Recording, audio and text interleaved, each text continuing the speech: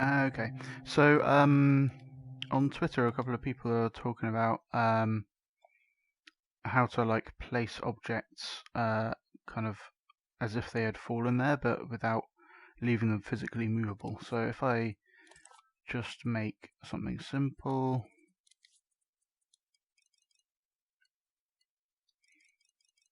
I'll make a coin.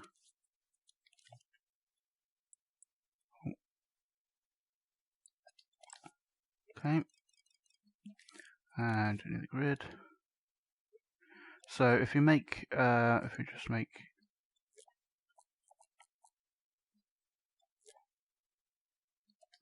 a few coins, and I tweak them all, make them movable, then they've kind of fallen nicely like that, see? But if you leave them all movable, then it'll be more and more performance intensive. Say this is quite a small thing in the scene. You don't want all these still sets are movable and collidable and stuff.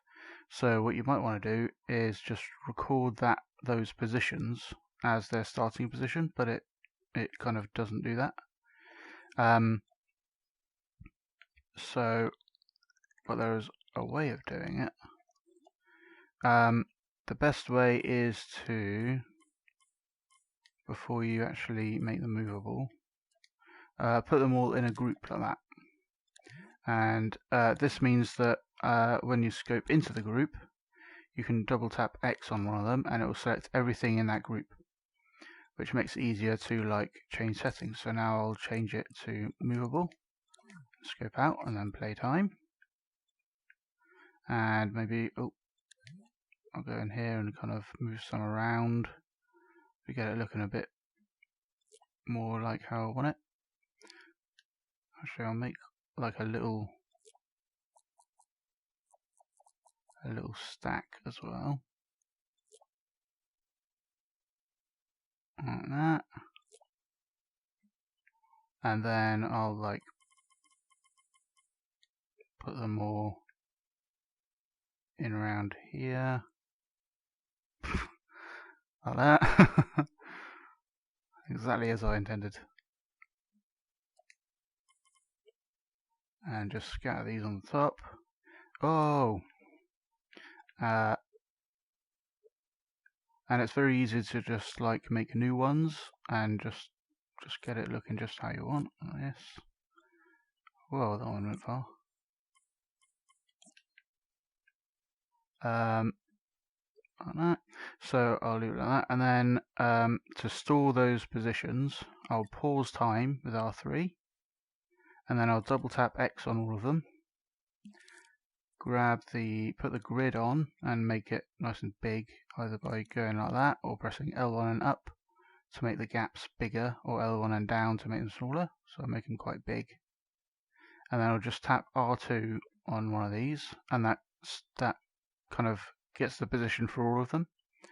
And now I can deselect and rewind, and because I touched those at those positions, it remembers it. So now I can rewind and play the thing, and it's all fine.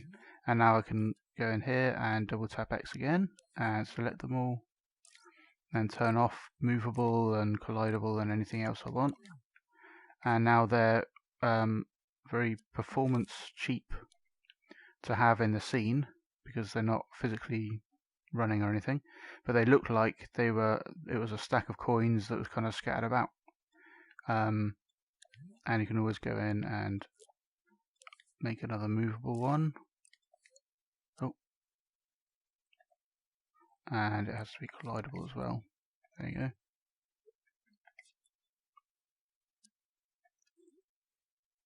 Oh, those other ones aren't collidable now.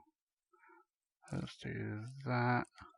And you could just like copy that whole mess of coins, run time, and you got a whole load more coins.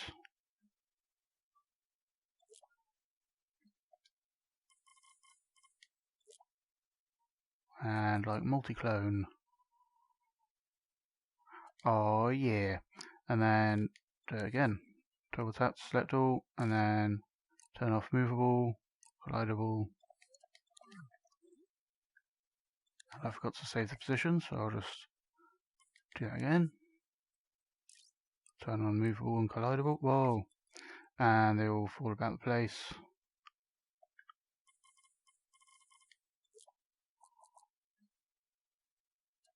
So you can see, like, because there's a lot of physical stuff going on, it starts getting a bit weird. So, pause time, grid, tap that, turn off movable and collidable, and now they're all stuck there. And that one's stuck on its end. Like that. Cool. Yeah, so someone also showed this for stuff like rocks. So I'll make kind of a stylized rock using extrude. If I just make that really small, it goes into extrude mode, and you can just drag out a shape. But this means in stamp mode you can add hard blend, and I can just make some weird rock looking shape, and I can do a bit in negative as well, like that, and then go into soft blend and just kind of shave down some of the edges like that. It's a bit more rounded and natural looking.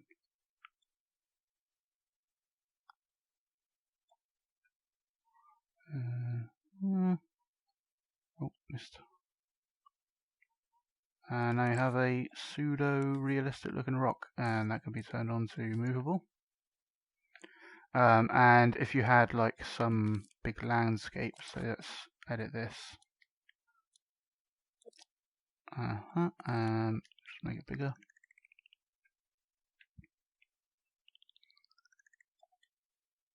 And get that soft blend going.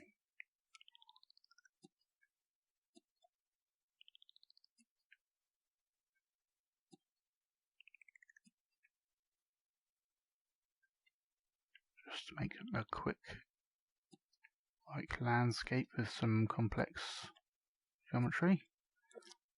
Shave that down a bit. And now that rock will roll around. It should probably be bigger than that.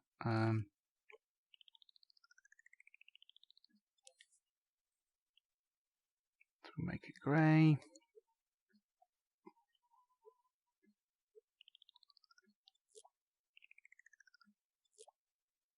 Like that. And I'll do the same thing. So I'll just make a load of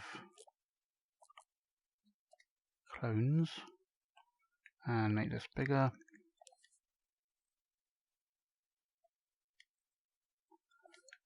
Yeah, and then let it run. It's pretty slow because there's a lot of big things. And maybe one problem is they're all grouped in funny ways now, so I'll have to ungroup them. I'll just delete those. There we go.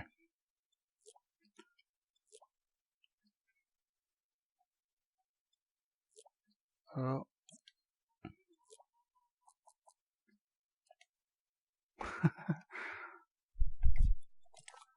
I think we need one of those over here. No, one of those. Stop it falling out. And it's like just really easy to kind of get a whole load of rocks kind of looking like they're just settled there naturally. So once that stops, I'll do the grid. I'll pause it there and grab those, and then turn off movable. We probably want collidable on for these because they're like, you might want to jump on the terrain or whatever. And here I will move the ground up a bit, and it's like they've all kind of been there for a long time and weathered in, and you've got like a collection of dirt and whatnot. And for good measure, let's make it look like grass. And impasto. And sculpture detail. Job done. And now it looks quite like a natural thing going on, with a bit of waviness to the grass. Cool.